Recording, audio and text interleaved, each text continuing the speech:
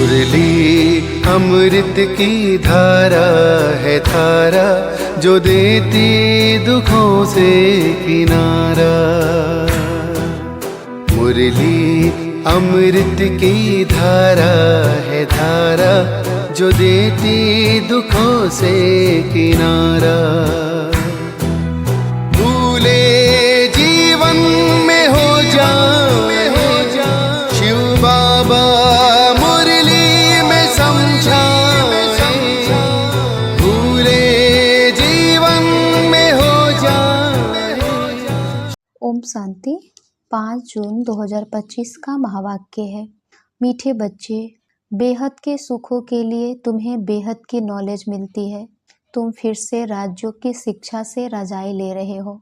प्रश्न है, तुम्हारा ईश्वरीय कुटुंब इस बात में बिल्कुल ही निराला है। उत्तर, इस ईश्वरीय कुटुंब में कोई 1 रोज का बच्चा है, कोई 8 रोज का, लेकिन सब पढ़ रहे।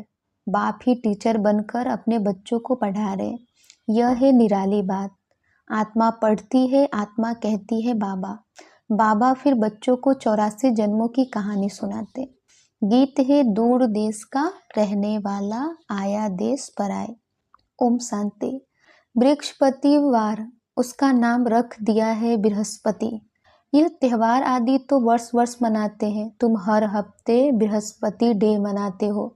बृहस्पति अथवा इस मनुष्य सृष्टि रूपी झाड़ का जो बीज रूप है, चैतन्य है, वही इस झाड़ के आदि मध्य अंत को जानते हैं। और जो भी वृक्ष है वो सब जड़ होते हैं। यह है चैतन्य। इनको कहा जाता है कल्प वृक्ष। इनकी आयु है 5000 वर्ष। और यह वृक्ष 4 भाग में है। हर चीज 4 भाग में होती है। यह दुनिया भी 4 भाग में है। अब इस पुरानी दुनिया का अंत है। दुनिया कितनी बड़ी है, यह ज्ञान कोई भी मनुष्य मात्र की बुद्धि में नहीं है। यह है नई दुनिया के लिए नई शिक्षा, और फिर नई दुनिया का राजा बनने के लिए अथवा आदि सनातन देवी देवता बनने के लिए शिक्षा भी नई है। भाषा तो हिंदी ही है। बाबा ने समझाया है, जब दूसरी राजाई स्थापन होती है तो उनकी भाषा अलग होती है। सतयुग में क्या भाषा होगी, सो बच्चे थोड़ा थोड़ा जानते हैं। आगे बच्चियां ध्यान में जाकर बतलाती थी, वहाँ कोई संस्कृत नहीं है। संस्कृत तो यहाँ है ना, जो यहाँ है वो फिर वहाँ नहीं हो सकती।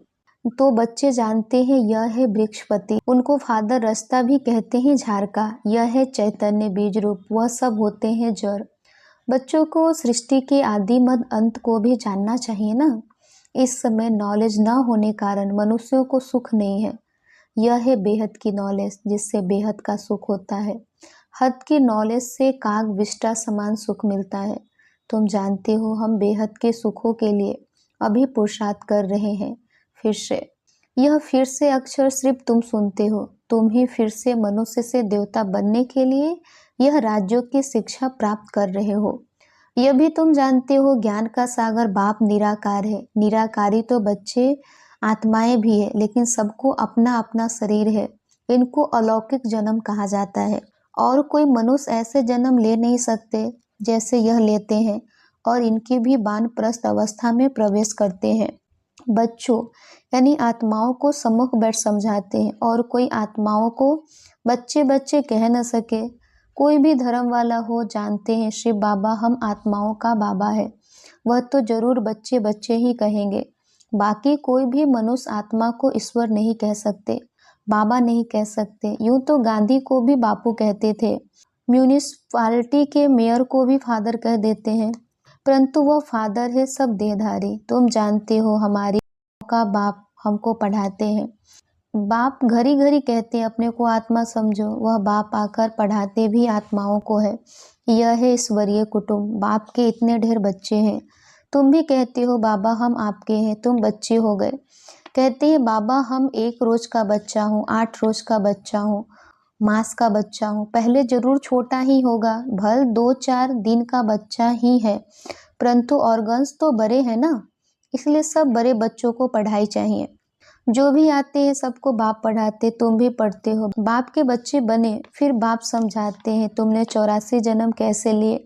बाप कहते हैं मैं भी बहुत जन्मों के अंत में इनमें प्रवेश करता हूँ और फिर पढ़ाता हूँ। बच्चे जानते हैं यहाँ हम बड़े ते बड़ी टीचर के पास आए हैं, जिससे ही फिर यह टीचर्स निकले हैं जिनको पढ़ने कहते हैं, वो भी सबको पढ़ाते रहते हैं। जो जो जानते जाएंगे पढ़ाते रहेंगे। पहले पहले तो समझाना ही यह है, दो बाप है ना, एक है लौकिक और दूसरा है पारलौकिक। बड़ा तो जरूर पारलौकिक बाप हो गया जिसको भगवान कहा जाता है। तुम जानते हो अभी हमको पारलौकिक बाप मिला है और किसी को पता नहीं। धीरे धीरे जानते जाएंगे। तुम बच्चे जानते हो हम आत्माओं को बाबा पढ़ाते हैं। हम आत्माएं ही एक शरीर छोड़ फिर दूसरा लेंगी, ऊंच से ऊंच देवता बनेगी। ऊंच से ऊंच बनने के लिए आए हैं। कई बच्चे चलते चलते ऊंचे से ऊंची पढ़ाई को छोड़ देते हैं। किसी न किसी बात में संशय आ जाता है या माया का कोई तूफान सहन नहीं कर सकते हैं। काम महाशत्रु से हार खा लेते हैं। इन्हीं कारणों से पढ़ाई छूट जाती है। काम महाशत्रु के कारण ही बच्चों को बहुत सहन करना पड़ता है। बाप कहते हैं कल्प कल्प तुम अबलाएं माताएं ही पुकारती हो। कहते हैं बाबा हमको नगन होने से बचाओ। बाप कहते हैं याद के सिवाय और कोई रास्ता नहीं। याद से ही बल आता जाएगा। माया बलवान की ताकत कम होती जाएगी, फिर तुम छूट जाएंगे। ऐसे बहुत बंधन से छूटकर आते हैं, फिर अत्याचार होना बंद हो जाता है। फिर आकर शिव बाबा से ब्रह्मा द्वारा बातचीत करते हैं।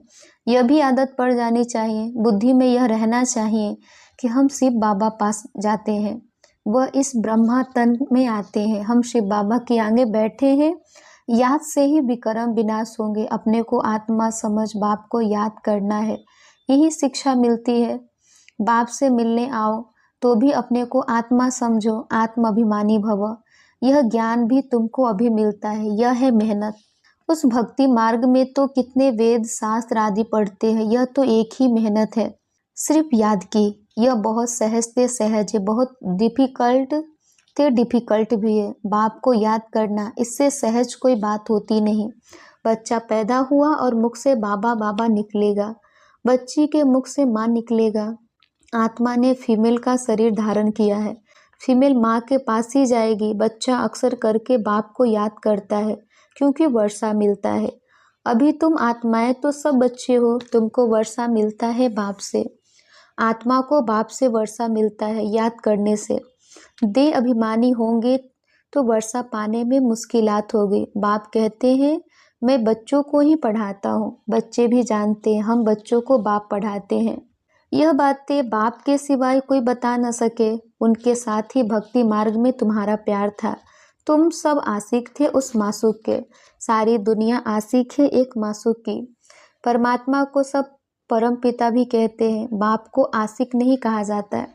बाप समझाते हैं तुम भक्ति मार्ग में आशिक थे, अभी भी हैं बहुत, परंतु परमात्मा किसको कहा जाए इसमें बहुत मूझते हैं। गणेश हनुमान आदि को परमात्मा कह एकदम सूत मुझा दिया है, सिवाय एक के कोई ठीक कर न सके, कोई की ताकत नहीं। बाप ही आकर बच्चों को समझाते हैं। बच्चे फिर नंबरवार पुरुषार्थ अनुसार समझते हैं और समझाने के लायक बनते हैं। राजधानी स्थापन हो रही है, हूबहू कल पहले मिसल तुम यहाँ पढ़ते हो। फिर प्रारब्ध नई दुनिया में पाएंगे, उनको अमर लोग कहा जाता है। तुम काल पर विजय पाते हो, वहाँ कभी अकाले मृत्यु होती नहीं, नाम ही है स्वर्ग। तुम बच्चों को इस पढ़ाई में बहुत खुशी होनी चाहिए। बाप की याद से बाप की प्रॉपर्टी भी याद आएगी। सेकंड में सारे ड्रामा का ज्ञान बुद्धि में आ जाता है। मूल बतन, सूक्ष्म बतन, स्थूल बतन, 84 का चक्र, बस यह नाटक सारा भारत पर ही बना हुआ है, बाकी सब है बाई प्लॉट। बाप नॉलेज भी तुमको सुनाते हैं। तुम ही ऊंच से ऊंच फिर नीच बने हो। डबल सिरताज राव और फिर बिल्कुल ही रंग। अब भारत रंग भिखारी है, प्रजा का प्रजा पर राज्य है। सतयुग में था डबल सिरताज, महाराजा महारानी का राज। सब मानते हैं आदि देव ब्रह्मा को नाम बहुत दिए हैं, महावीर भी उनको कहते हैं, महावीर हनुमान को भी कहते हैं।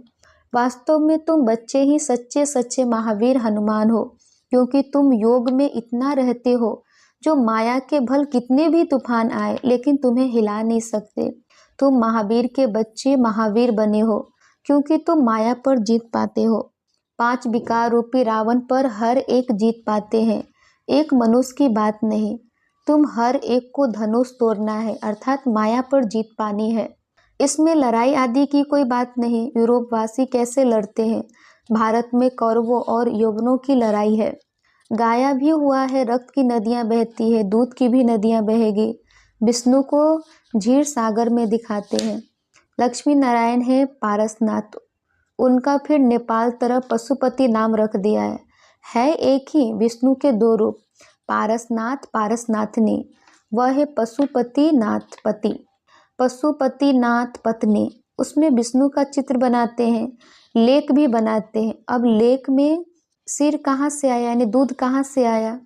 बड़े दिन पर उस लेक में दूध डालते हैं, फिर दिखाते हैं क्षीर सागर में विष्णु सोया पड़ा है। अर्थ कुछ भी नहीं, चार भुजा वाला मनुष्य तो कोई होता नहीं। अभी तुम बच्चे सोशल वर्कर हो, रूहानी बाप के बच्चे हो ना। बाप सब बातें समझाते हैं, इसमें कोई संशय नहीं आना चाहिए। संशय माना माया का तूफान। तुम हमको बुलाते ही हो, हे पतित पावन आओ, आकर हमको पावन बनाओ। बाप कहते हैं मामे कम याद करो तो तुम पावन बन जाएंगे। 84 के चक्र को भी याद करना है। बाप को कहा जाता है पतित पावन, ज्ञान का सागर। दो चीज हो गई, पतितों को पावन बनाते हैं और 84 के चक्र का ज्ञान सुनाते हैं। यह भी तुम बच्चे जानते हो, 84 का चक्र चलता ही रहेगा, इनकी एंड नहीं है। यह भी तुम नंबरवार पुरुषार्थ अनुसार जानते हो। बाप कितना मीठा है, उनको पतियों का पति भी कहते हैं, बाप भी है। अब बाप कहते हैं मेरे से तुम बच्चों को बड़ा भारी वर्षा मिलता है, परंतु ऐसे मुझ बाप को भी फारकती दे देते हैं। यह भी ड्रामा में नूद है, पढ़ाई को ही छोड़ देते, गोया फारकती दे देते। कितने बेसमझ है। जो अक्लमंद बच्चे हैं वो सहज ही सब बातों को समझकर दूसरों को पढ़ाने लग पड़ेंगे। वह फौरन निर्णय लेंगे कि उस पढ़ाई से क्या मिलता है और इस पढ़ाई से क्या मिलता है, क्या पढ़ना चाहिए। बाबा बच्चों से पूछते हैं, बच्चे समझते भी है कि यह पढ़ाई बहुत अच्छी है, फिर भी कहते क्या करें, जिस्मानी पढ़ाई नहीं पढ़ेंगे तो मित्र संबंधी आदि नाराज होंगे। बाप कहते दिन प्रतिदिन टाइम बहुत थोड़ा होता जाता है, इतनी पढ़ाई तो पढ़ नहीं सकेंगे। बड़े जोर से तैयारियां हो रही है, हर प्रकार से तैयारियां होती है ना। दिन प्रतिदिन एक दो दुश्मनी बढ़ती जाती है। कहते भी हैं ऐसी ऐसी चीजें बनाई है जो फट से सबको खलास कर देंगे। तुम बच्चे जानते हो ड्रामा अनुसार अब लड़ाई लग नहीं सकती, रजाई स्थापन होनी है। तब तक हम भी तैयारी कर रहे हैं, यह भी तैयारी करते रहते हैं। तुम्हारा पिछाड़ी में बहुत प्रभाव निकलने का है। गाया भी जाता है अहो प्रभु तेरी लीला, यह इसी समय का गायन है। यह भी गाया हुआ है तुम्हारी गति मत न्यारी, सब आत्माओं का पाठ न्यारा है। अभी बाप तुमको श्रीमत दे रहे हैं कि मामे कम याद करो तो विक्रम विनाश होंगे। कहाँ श्रीमत, कहाँ मनुष्यों की मत, तुम जानते हो विश्व में शांति सिवाय परम पिता परमात्मा के कोई कर न सके। 100% पवित्रता सुख शांति 5000 वर्ष पहले मुआफिक ड्रामानुसार स्थापन कर रहे हैं। कैसे, सो आकर समझो। तुम बच्चे भी मददगार बनते हो, जो बहुत मदद करेंगे वह विजय माला के दाने बन जाते हैं। तुम बच्चों के नाम भी कितने रमणीक थे, वह नाम की लिस्ट एल्बम में रख देनी चाहिए। तुम भट्टी में थे, घर बार छोड़ बाप के आकर बने, एकदम भट्टी में आकर पड़े। ऐसी पक्की भट्टी थी जो अंदर कोई आ न सके। जब बाप के बन गए तो फिर नाम जरूर होने चाहिए। सब कुछ सरेंडर कर दिया इसलिए नाम रख दिए। वंडर है ना, बाप ने सबके नाम रखे। अच्छा, मीठे मीठे सिक लदे बच्चों प्रति माता पिता बाप दादा का याद प्यार और गुड मॉर्निंग। रूहानी बाप की रूहानी बच्चों को नमस्ते। हम रूहानी बच्चों की रूहानी माता पिता बाप दादा को याद प्यार गुड मॉर्निंग और नमस्ते नमस्ते नमस्ते। धारणा के लिए मुख्य सार, पहला, किसी भी बात में संशय बुद्धि नहीं बनना है। माया के तूफानों को महावीर बन पार करना है। ऐसा योग में रहो जो माया का तूफान हिला न सके। 2 नंबर है अक्लमंद बन अपनी जीवन ईश्वरीय सेवा में लगानी है। सच्चा सच्चा रूहानी सोशल वर्कर बनना है। रूहानी पढ़ाई पढ़नी और पढ़ानी है। वरदान, अहम और वहम को समाप्त कर रहम दिल बनने वाले विश्व कल्याणकारी भव। अहम और वहम को समाप्त कर रहम दिल बनने वाले विश्व कल्याणकारी भव। कैसे भी अवगुण वाली, करे संस्कार वाली, कम बुद्धि वाली, सदा ग्लानि करने वाली आत्मा हो, लेकिन जो रहम दिल विश्व कल्याणकारी बच्चे हैं वे सर्व आत्माओं के प्रति लवफुल के साथ लवफुल होंगे। कभी इस वहम में नहीं आएंगे कि यह तो कभी बदल ही नहीं सकते, यह तो है ही ऐसे, या यह कुछ नहीं कर सकते, मैं ही सब कुछ हूँ, यह कुछ नहीं है। इस प्रकार का अहम और वहम छोड़ कमजोरियों व बुराइयों को जानते हुए भी क्षमा करने वाले रहम दिल बच्चे ही विश्व कल्याण की सेवा में सफल होते हैं। स्लोगन है, जहाँ ब्राह्मणों के तन मन धन का सहयोग है वहाँ सफलता साथ है। जहाँ ब्राह्मणों के तन मन धन का सहयोग है वहाँ सफलता साथ है। अब व्यक्ति सारे आत्मिक स्थिति में रहने का अभ्यास करो, अंतर्मुखी बनो। आत्माएं जब आपके आत्मिक स्वरूप का अनुभव करेंगी तब वे बाप की तरफ आकर्षित होकर अहो प्रभु के गीत गाएंगी और देह भान से सहज अर्पण हो जाएंगे। अहो आपका भाग्य, ओहो मेरा भाग्य। इस भाग्य की अनुभूति के कारण देह और देह के संबंध की स्मृति का त्याग कर देंगे। अच्छा, ओम शांति।